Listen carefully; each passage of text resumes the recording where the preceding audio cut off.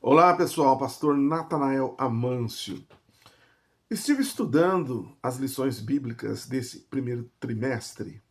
Olha, riquíssima, hein? E eu estou fazendo esse trabalho interessante. Tem muitas pessoas que não frequentam a escola dominical por N motivos e nem leem a revista. Não sabe o que está perdendo, porque aprendemos coisas muito interessantes.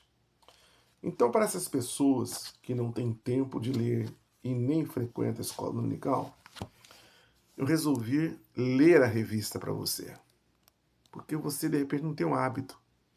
Mas se você só escutar, ouvir, será de grande valia para você, tá bom? Não vou comentar pelo fato do tempo, mas apenas lendo porque é uma revista é, didática, de fácil compreensão. Então, você escutando esse vídeo, você vai se alimentar da palavra de Deus, que é muito clara, né?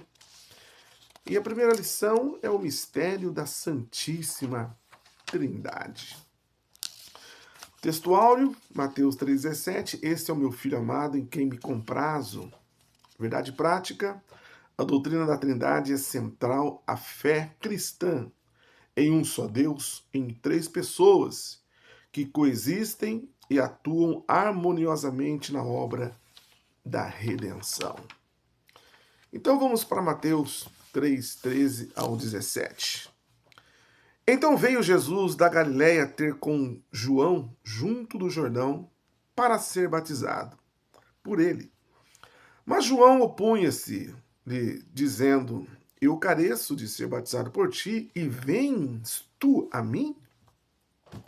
Jesus, porém, respondendo, disse-lhe: Deixa por agora, porque assim nos convém cumprir toda a justiça. Então ele o permitiu. E sendo Jesus batizado, saiu da água, e eis que lhe abriram os céus, e viu o Espírito de Deus descendo como pomba e vindo sobre ele. E eis que uma voz dos céus dizia: Este é o meu Filho amado, em que tenho prazer. Muito bem. Vamos então para a introdução. Olha que lindo, hein? O batismo de Jesus retrata um dos momentos da revelação divina sobre a natureza trinitária de Deus. Nele, de maneira simultânea, as três pessoas da Trindade se manifestam. O Filho é batizado, o Espírito Santo desce como pomba e o Pai fala dos céus. O episódio fornece uma base sólida para a doutrina da Trindade.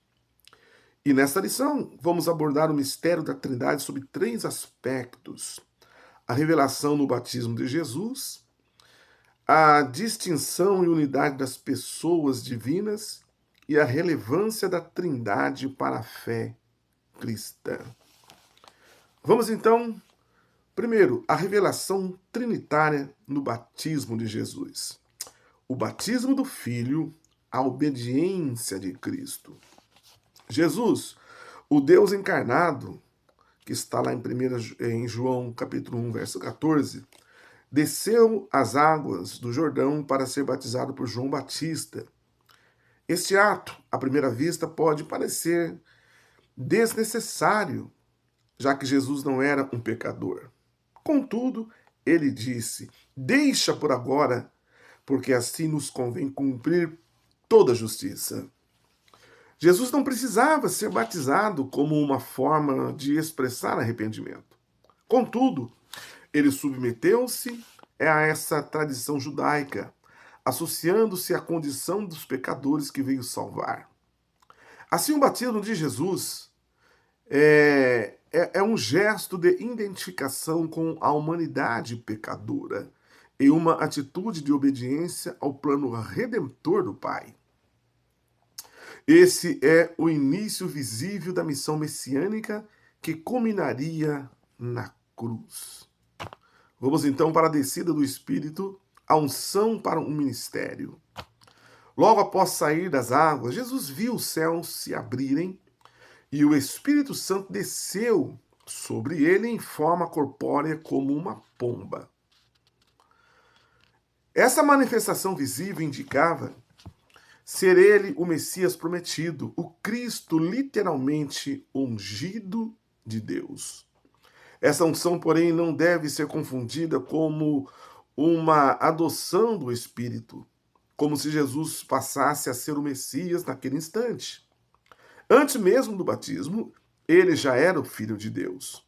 Portanto, a vinda do Espírito sobre Jesus na ocasião do batismo representa sua unção pública e visível, marcando o início de seu ministério terreno e capacitando para cumprir a missão redentora conforme as profecias messiânicas. Aí você pode ver lá em Isaías 61, 1 e 2 e Lucas capítulo 4, 18 até o 21.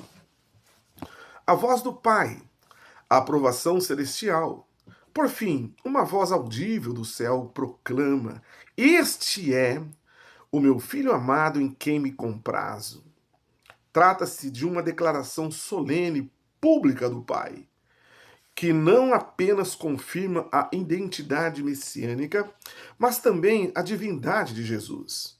E esta afirmação remete às mensagens messiânicas e proféticas de que Jesus é o Filho eterno, ungido de Deus, aquele que agrada plenamente ao Pai.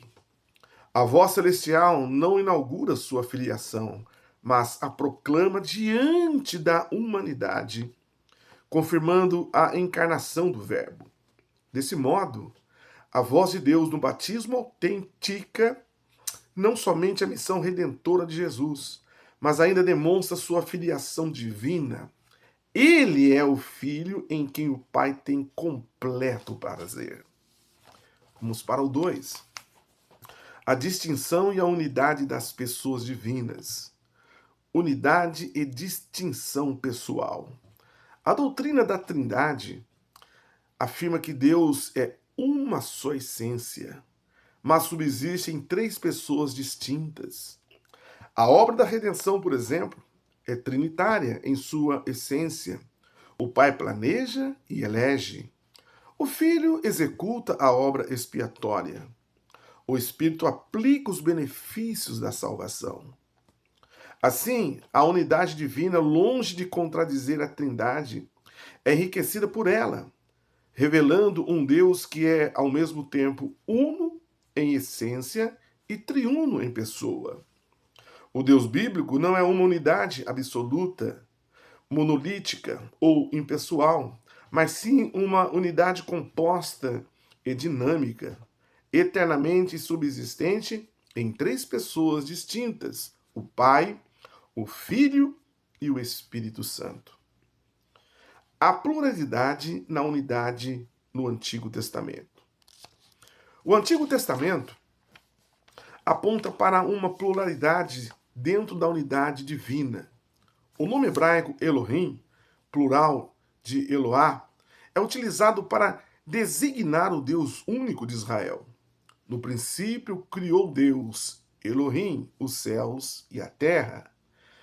No texto, o sujeito Deus está no plural, enquanto o verbo criou, bara, está no singular, indicando uma pluralidade pessoal em uma única essência divina.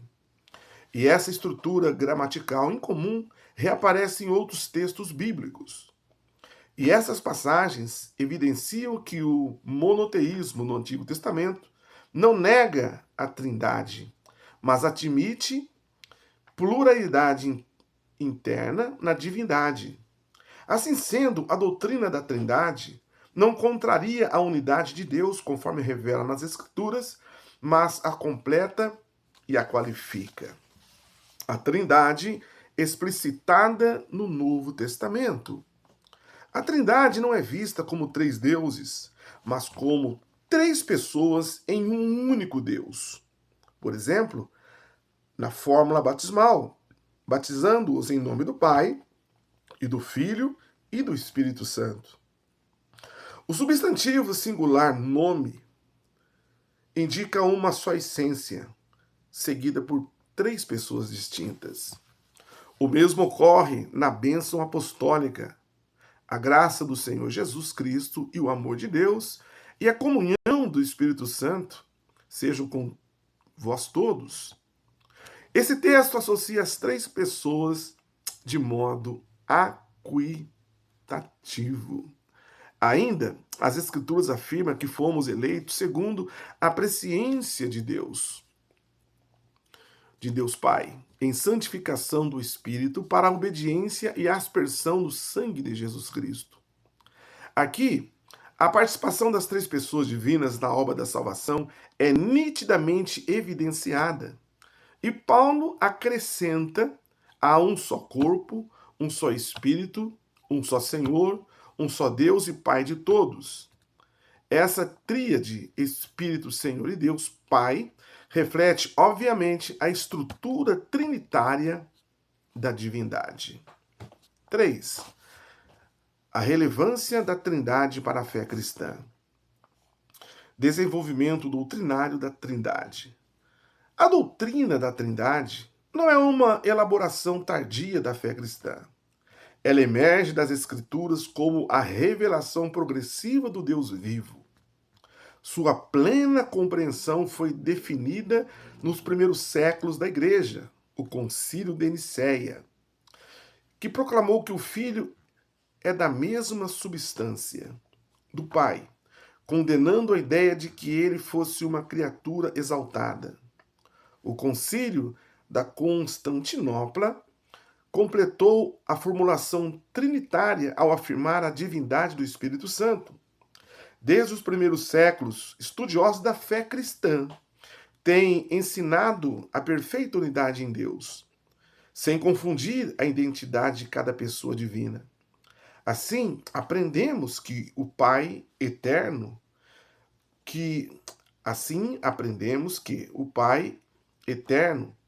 e não gerado é a fonte. O Filho gerado do Pai é o Espírito Santo que procede do Pai e do Filho. E desse modo o apóstolo Paulo ensina a natureza trinitária da espiritualidade cristã. O cristão ora ao Pai por meio do Filho, do poder do Espírito Santo. Implicações doutrinárias. A negação da Trindade resultou em heresias. O triteísmo, crença em três deuses separados, viola a unidade de Deus, pois a Bíblia revela a existência de um só Deus. O unitarismo afirma que somente o Pai é Deus, negando a divindade de Cristo e do Espírito Santo, contrariando as Escrituras que ensinam a divindade de ambos. O unicismo, ou modalismo, ensina que Deus se manifesta em três formas sucessivas, porém, no batismo de Jesus está claro que as três pessoas são distintas e se manifestam simultaneamente. Assim sendo, o monoteísmo bíblico ensina que há um só Deus que subsiste em três pessoas distintas. A compreensão distorcida dessa doutrina tem sérias implicações para a salvação. E a vida eterna é esta: que conheça a ti por único Deus verdadeiro e a Jesus Cristo a quem enviaste. A doutrina da Trindade é inseparável do Evangelho, pois o Deus que salva é o mesmo Deus que se revela. E a conclusão, maravilhosamente: compreender a Trindade é fundamental para manter a fidelidade doutrinária. Ela não apenas protege a integridade da revelação de Deus, mas também sustenta toda a estrutura da salvação. Crer na Trindade é crer no Deus que salva e que manifesta plenamente como Pai, Filho e Espírito Santo. Por isso, a doutrina da Trindade deve ser confessada, celebrada e ensinada como fundamento inegociável da fé cristã. Glória! Li inteirinho a revista da Escola Dominical. Para você que não tem tempo, nem de ir à escola e nem ler a revista, assista esse vídeo. Informe alguém, passa, compartilhe. São ensinamentos abençoados que realmente vai te levar aos céus. Deus te abençoe.